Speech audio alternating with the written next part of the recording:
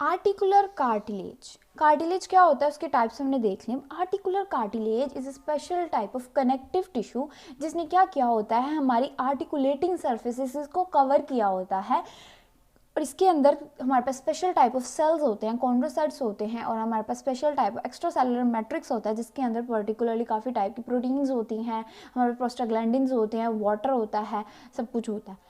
Articular cartilage का main function क्या है या मेन पर्पस क्या है, यानी कि वहाँ पे रह के वो क्या फंक्शन परफॉर्म कर रहा है या उसका वहाँ होने का मकसद क्या है। तो दो मेन चीज़ें होती हैं, एक तो ये डिस्ट्रीब्यूशन ऑफ लोड करता है, दूसरा ये मिनिमाइज करता है फ्रिक्शन को। वो कैसे, जब, अब ये कैसे कि जब हमारे पास दो आर्टिकुलेटिंग सर्फेसिस जब आपस में जॉइंट बनाते हैं, तो जॉइंट बनता है ऑब्वियसली उस पर मूवमेंट तो होनी है।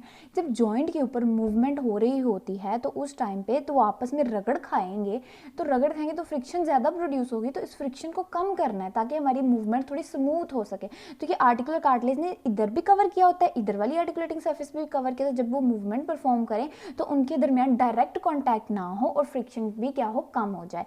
ये तो हो गया। दूसरा डिस्ट्रीब्यूशन ऑफ लोड, वो कहते हैं जब एक बोन के ऊपर, फॉर एग्जाम्पल ये मेरी बोन है, ये हमारे पास जॉइंट है, ठीक है। अब इधर से इसके ऊपर प्रेशर आ रहा है या मूवमेंट या लोड पड़ रहा है। अब ये लोड डायरेक्ट पड़ा है तो एक जगह पे ना रहे बल्कि ये पूरी बोन के ऊपर इक्वली डिस्ट्रीब्यूट हो ताकि उस स्ट्रेस के साथ या उस लोड के साथ विथस्टैंड किया जा सके और कोई इंजरी या कोई मसला ना हो। तो ये काम कर रहा होता है हमारे पास आर्टिकुलर कार्टिलेज। तो बायोमैकेनिक्स ऑफ आर्टिकुलर कार्टिलेज में हमने जो बेसिक देखना है वो हमने देखनी है इसकी कंपोजिशन, स्ट्रक्चर, नेक्स्ट जो जो कंपोनेंट्स इसको बना रहे हैं उनका आपस में इंट्रैक्शन, कि वो किस तरह इंट्रैक्ट करके आर्टिकुलर कार्टिलेज की बायोमैकेनिकल प्रॉपर्टीज़ में हेल्प कर रहे हैं, बायोमैकेनिकल बिहेवियर में हेल्प कर रहे हैं। और उसके बाद हमने जो देखना है वो इसका बायोमैकेनिकल बिहेवियर देखना है।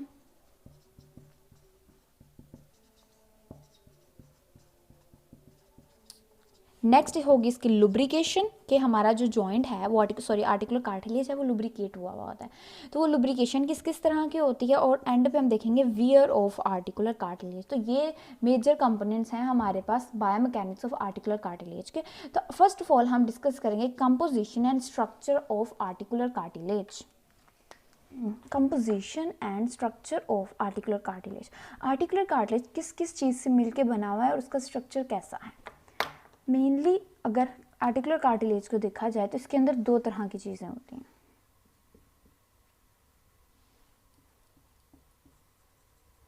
एक होता है इसके अंदर कॉन्ड्रोसाइट्स, दूसरा होता है इसका एक्स्ट्रा सेलुलर मैट्रिक्स।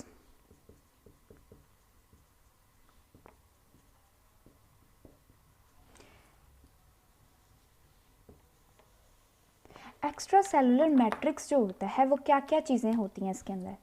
एक तो बहुत ही अबंडेंट प्रोटीन, इनकी सबसे ज़्यादा प्रेजेंट प्रोटीन होती है कोलेजन प्रोटीन, प्रोटियोग्लाइकन्स।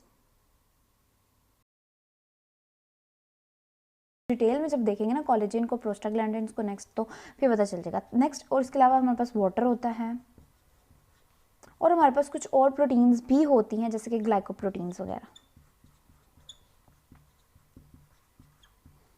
ओके, तो जो एक्स्ट्रा सेलुलर मैट्रिक्स का जो वेट वेट अगर हम देखें तो कोलेजन जो होता है वो ऑलमोस्ट 15 से 22% उसका वेट वेट बना रहा होता है।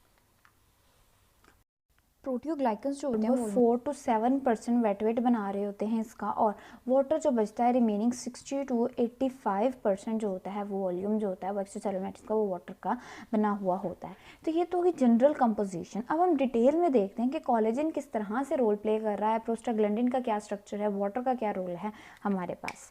सबसे पहले हमारे पास आ जाता है कोलेजन। कोलेजन हमारे पास ये प्रोटीन होती है, बहुत ही अबंडेंट प्रोटीन होती है हमारे पास कार्टिलेज के अंदर। दूसरा ये कि जो कोलेजन होता है ना ये इनहोमोजीनियसली डिस्ट्रीब्यूट हुआ होता है हमारे पास कार्टिलेज के अंदर। इनहोमोजीनियसली मतलब ये कि ये ऐसा नहीं है कि इक्वली डिस्ट्रीब्यूट पड़ा होता है, ये कहीं ज़्यादा होता है कहीं कम होता है, कहीं किस रैंडम पड़ा होता है कहीं पैरेलल पड़ा होता है। तो इस तरह ना इसने जोन्स बनाए हुए होते हैं हमारे पास। तो डिफरेंट जोन्स होते हैं आर्टिकुलर कार्टिलेज के जिसके अंदर हमारे पास डिफरेंट तरह से इसके फाइबर्स जो हैं अरेंज हुए होते हैं कोलेजन के। वो जोन्स को भी हम डिटेल में देख लेते हैं कि कितने तरह के जोन। वैसे देखिए जनरली तो इसके हमारे पास एक होता है सुपरफिशियल,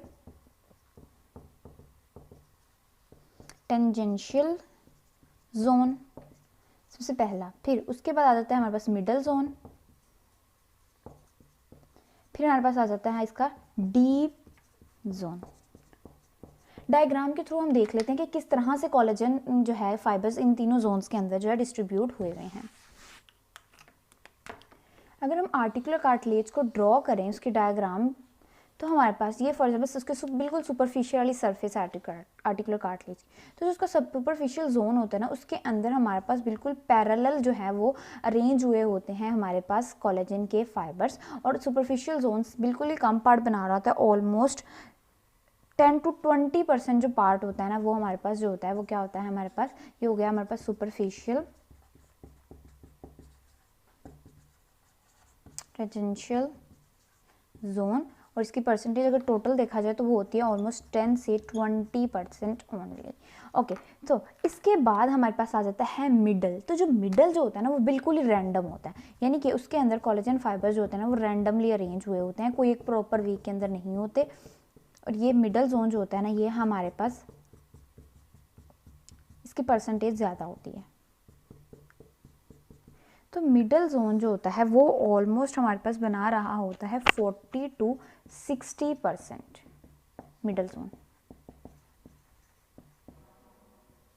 ओके, तो उसके बाद आ जाता है हमारे पास इनर जोन। तो जो इनर जोन होता है हमारे पास कार्टिलेज का, उधर जो होते हैं ना बिल्कुल ही वो बिल्कुल टूगेदर पड़े होते हैं, बिल्कुल करीब करीब पड़े होते हैं और उन्होंने बंडल्स बनाए होते हैं इस तरह से। तो ये होता है हमारे पास डीप जोन, और डीप जोन ऑलमोस्ट बना रहा होता है हमारे पास 30%। ओके, तो अब ये तो जोन्स हो गए। इन जोन्स के बाद हमारे पास यहाँ पे पड़ा होता है एक टाइड मार्क। अब ये टाइड मार्क क्या होता है? टाइड मार्क आप कह लो कि एक इंटरफेस होता है बिटवीन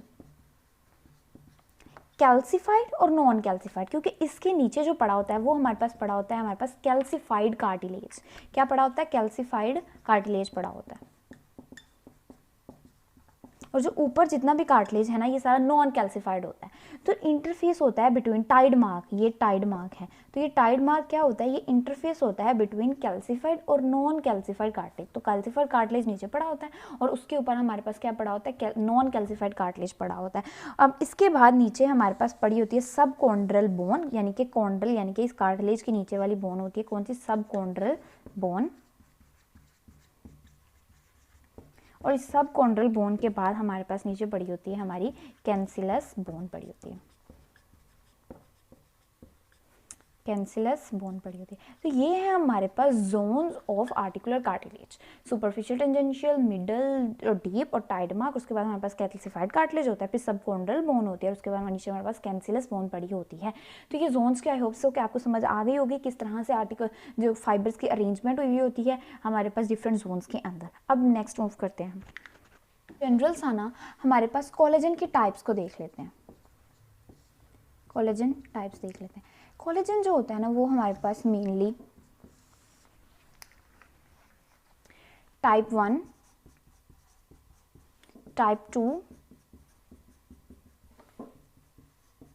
टाइप 5, 6 एंड 9।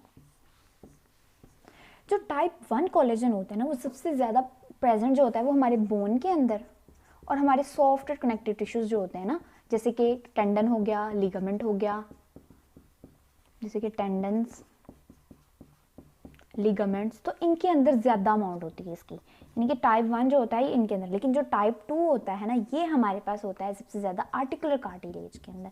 तो जो आर्टिकुलर कार्टिलेज की हमने कंपोजिशन देखी कि उसके अंदर कोलेजन है, तो उसमें ज़्यादा अमाउंट में ज़्यादा अबंडेंट जो होता है वो टाइप 2 वाला होता है। टाइप 4, 6, 9 जो है, 5, 6, 9 ये भी जो है ना माइनर क्वान्टिटीज़ के अंदर हमारे पास प्रेजेंट होते हैं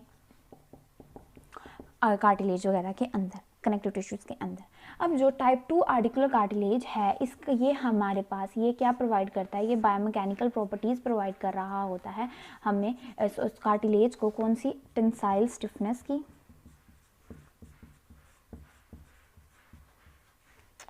और उसके साथ साथ स्ट्रेंथ प्रोवाइड कर रहा होता है कार्टिलेज को। तो आई होप सो कोलेजन के बारे में तो समझ लग गया कि कोलेजन जो होता है वो एक अबंडेंट प्रोटीन होती है, वो इनहोमोजीनियसली डिस्ट्रीब्यूट हुई है, जिसने जोन्स बनाए होते हैं, उसके जोन्स कौन कौन से होते हैं और वो कितना % होता है और किस तरह उसके फाइबर्स की अरेंजमेंट हुई होती है। और उसके बाद हमारे पास जो है वो इसकी कुछ टाइप्स देख ली, और जो ये क्या काम कर रहा है, ये टेंसाइल स्टिफनेस और स्ट्रेंथ प्रोवाइड कर रहा है हमारे पास आर्टिकुलर कार्टिलेज को।